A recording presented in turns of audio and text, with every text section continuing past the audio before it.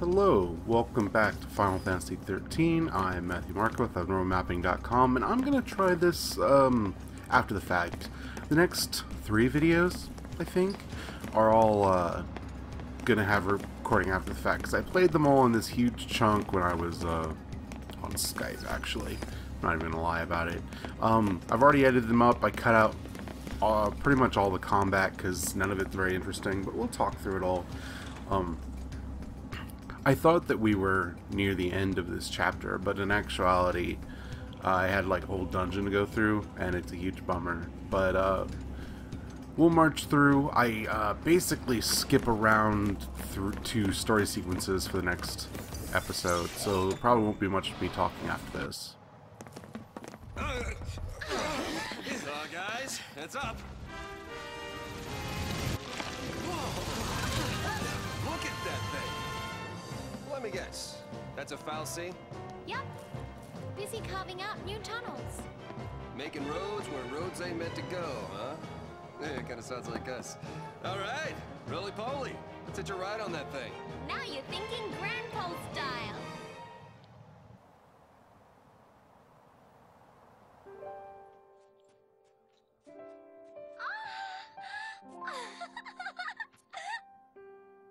These flowers, you remember them, right? Yeah, sure I do. They grew all over Erba. We can't be far now. It's my fault Grand Pulse ended up like this, isn't it? What? I remember everything. I became Ragnarok. I scarred Cocoon. And I left Grand Pulse in this mess. It was me. What are you talking about? It all came back to me. Everything that happened with iFocus. All of it. You're lying. No, it's the truth. It's all my fault. Don't say that! Vanille!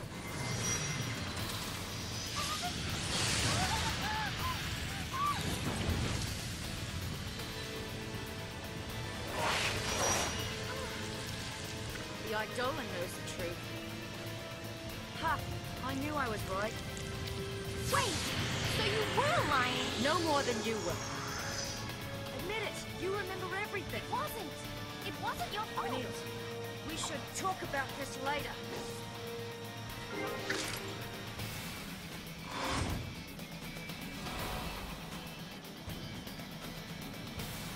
So we have this Eidolon fight, comes kind of out of nowhere. We get it with Vanille and Fang. This will be our last Eidolon fight, since everyone else has theirs already. This one goes really fast because it's just chain bonuses, and at this point, Vanille and Fang are both really good at making chain bonuses happen. No choice, I guess. And once I realized you could actually get chain bonuses off of the Saboteur,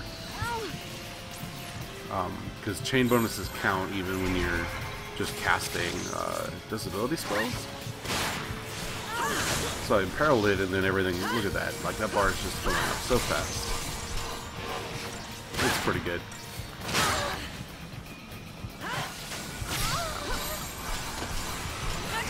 I never did end up using Vanille again after this, which is a bummer, because I like Vanille as a character. But I just got stuck in a rut with Fang's Lightning and Hope, and it carried me through. So, you know, not a huge deal, but it is kind of sad.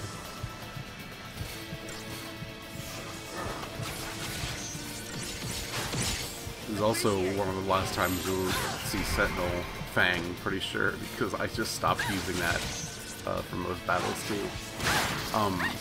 For the next couple videos, actually for most of the rest of the game, I cut out almost all of the peripheral combat.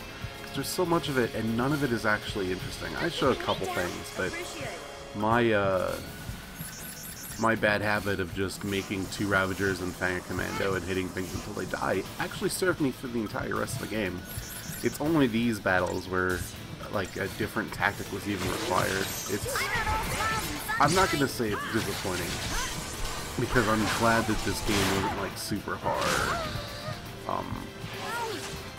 But I feel like for the most part, this is just, and I know that this is intentional, it's just a game about paradigm management and not about actually fighting. For me, this game feels way more automatic than even Final Fantasy XII, which is a game that was accused up and down for you not actually playing it most of the time. And I don't think that's a fair thing to say about that game, but I would almost say that about this one. I still think that's not true. Choosing paradigms is its own thing. It's almost like a character management sim, like you're managing a party's roles instead of actually playing as the party. I guess it all equals out to be about the same.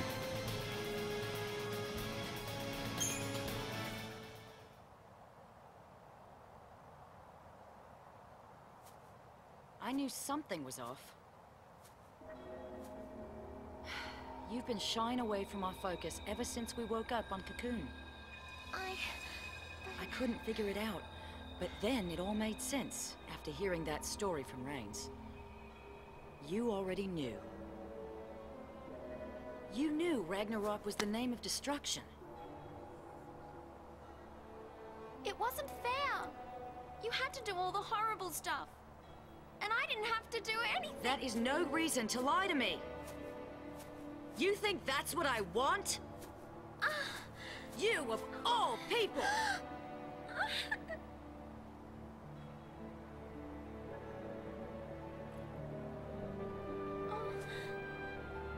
Poor kid. You've had it rough. Fang. Listen, you're not alone anymore. I'm so sorry. I think it's strange that these characters are not canonically together because I feel like they act together. And I just always assumed that they were a couple. I guess that's just my reading, but like they're two survivors that were this pair and they find themselves in this new world and have to learn to cope with this new situation. But they were always a pair.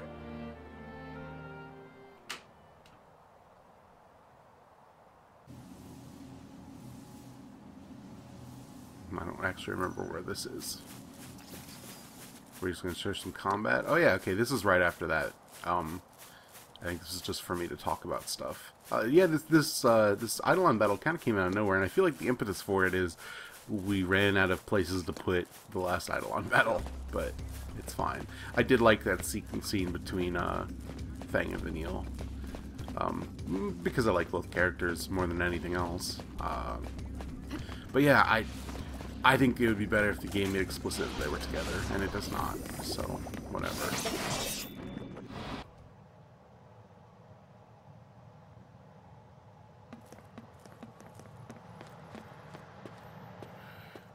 We find ourselves back in tunnels and trying to get out. That foul sea must have been slacking. Thankfully, Hope is an idiot and will help us out. Stop already! Ugh, it's the vile peaks all over again. Hey! Hope! Get out of there!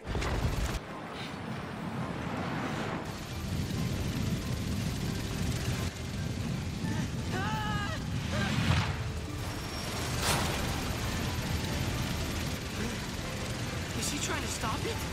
You can do it! What are they doing?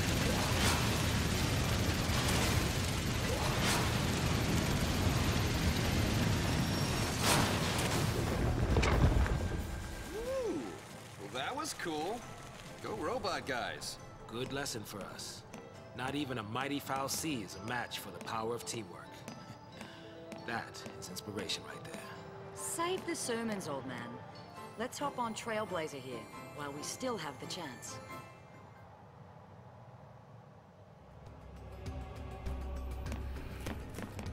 Then we gotta take a foul sea, which is a ridiculous way of going anywhere. Also, this guy's name's Atomos, and that bothers me because he doesn't actually look anything like Atomos. I guess Carbuncle doesn't look anything like Carbuncle, The idea of naming fallacy after old summons is weird to me, though. Summons and bosses. Was Atomos? Atomos is a summon in 9, maybe? It's a boss in 6, right? Getting rusty on my Final Fantasy lore. I guess that's just a part of it. Oh, one mechanical thing. These, I keep doing these, Waystone missions because the ones that are orange on the map will give you fast travel points, and being able to fast travel makes all of Pulse way better to deal with.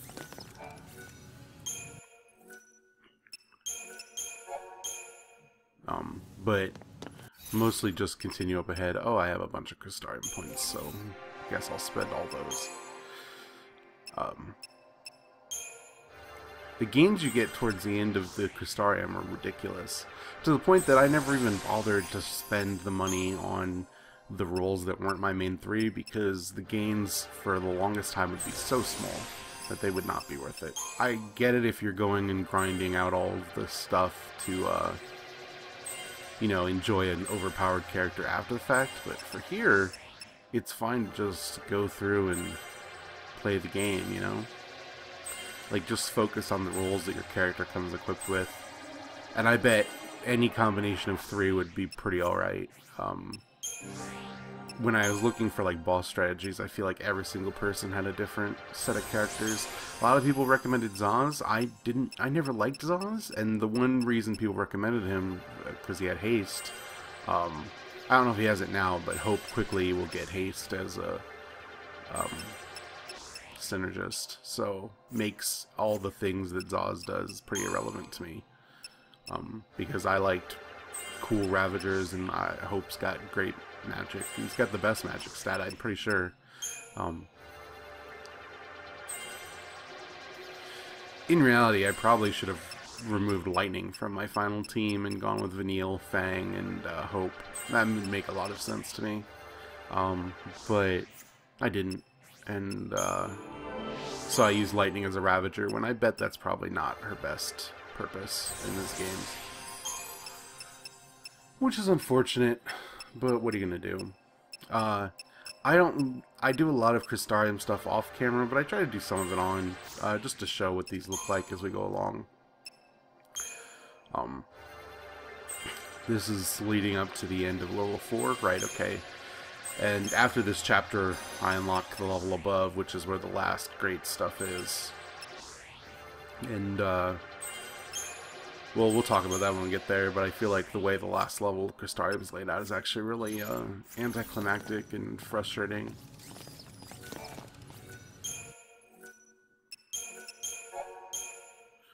In the meantime, we'll, just continue on, marching through these caves.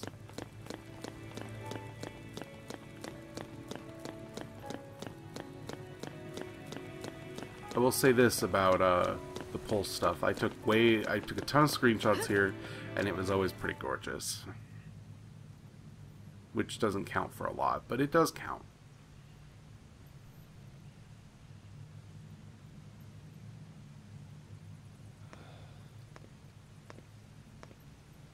What you doing?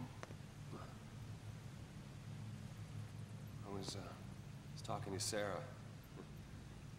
Just telling her that we're all gonna be okay. I am more than a little alarmed at Hope's propensity for talking to the crystal in the last parts of these games. He needs hope. He's clearly broken.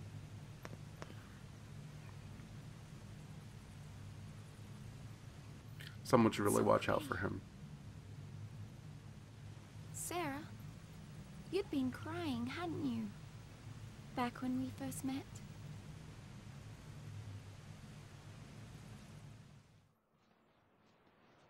This place was beautiful, and my focus was to destroy it. I decided to do nothing, and wait to become a thief. But because I did nothing, others got dragged into this nightmare, and I was the one to blame. I like this idea of Neil just, before all the plot actually happens, going around and meeting every single plot relevant person. What? Fine. It would have been a way better story to just play as Vanille during this time than any of this mess. Oh, sure you don't mind. I mean, I'm not keeping you from anything, am I? Not at all. Don't worry. I could sit here for hours. Like, the idea that she has this focus to destroy this place and is woken up from centuries of sleep and separated from her partner and Do you think we'll meet is again? left to kind of just explore this world and try to understand it Sure. is a really interesting story, but all it kind of does is use that as backstory every once in a while. See, the thing is, I was chasing after someone. I think Vanille and Fang are clearly the most interesting characters in this game and given the most plot stuff, and it's sad that the story mostly revolves around the Cocoon folk, and they become, I mean, they were always the peripheral characters because it takes so long to tip the hand on what they're about. I even have nightmares about it. Well, if it's too much to deal with, face it later. Really? Sometimes things seem easier when you look at them from a distance, you know? But does that really work? Good question. I'll let you know. Actually, I've been trying to keep something at a distance myself lately. Like what? Don't laugh, okay? It's a dream I had. A bad one. I dreamt I destroyed the world. It was terrifying. I needed some time alone. It had me so scared, I tried to run away. But then, my boyfriend, he came chasing after me. That's when I understood. Running away and leaving behind the people you care about? That isn't love. Though you might just want to keep them safe, shutting them out of your life only hurts them more. The point is, I have people I can count on. I'll make it through. I think you'll be fine. And you will be too. You'll find the words. I'm sure of it.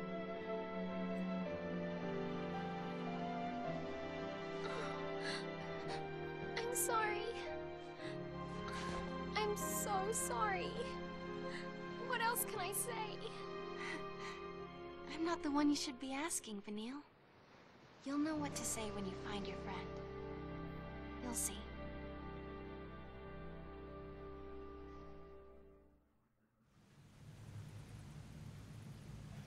You mean you met Sarah? Mm-hmm. I tried to hide our focus, and she ended up on the sea. I wanted to say I was sorry, but... Well, when we rescue her, maybe you'll get the chance. yeah, I hope so. Come on. I think Sarah saw the same vision of Ragnarok that we did. Which means Daisley had to be lying when he explained her focus. I think she beat it. She handed Cocoon over to us, and that's what made her turn to Crystal. Yep. I know. I feel like the impact of that scene is lessened by the fact that there are floating orbs behind Snow and Vanille while they're talking. Look at that area. This is great. Bunch more fighting. Obviously, I skip it. We're gonna head back to the after this area when we get the next story beat.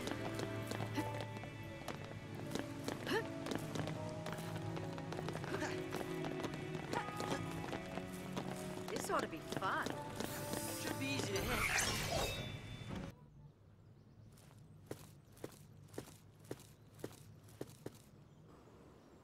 Hey, Sarah. What dreams are you having up there? We walked pretty far today. Let's rest up and start out fresh tomorrow.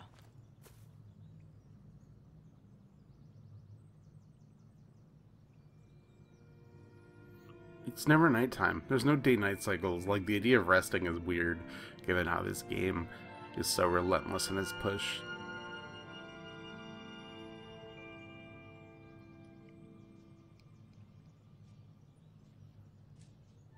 How's Sarah? Same as we left her.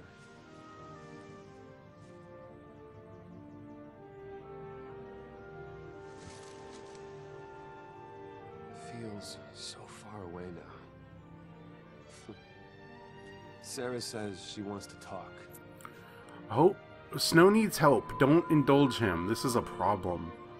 That he is talking to a crystal. If you skip the lectures. Hey! Once we're home, what's your plan? You're getting married, right? What's that? Sarah wants to know. Don't scare me like that. You are getting married, aren't you? Don't you let her down, you hear me? Don't worry. This tear will be her last. I'll make sure of that. If she was actually in that stone, lightning just tossing it up in the air is like the most callous thing she could ever possibly do. Don't go there. Just No stab room him. for doubt. You could, if you use your other hand, you'd be stabbing him in the back, and that would be pretty You'll good. see her again, and soon. You convinced me of that. So stay strong. Put him out of his misery, throw him over that cliff. No one will notice. Nobody will care. Nobody likes him. Hope would probably be super happy about it. And go see her together. Fine. I guess we're not gonna kill Snow.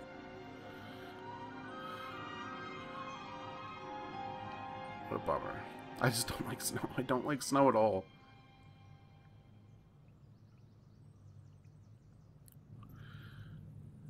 And then we're back in this, obviously not a cutscene area.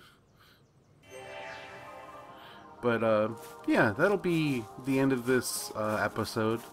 We got a bunch of nonsense coming up, but it's all way more focused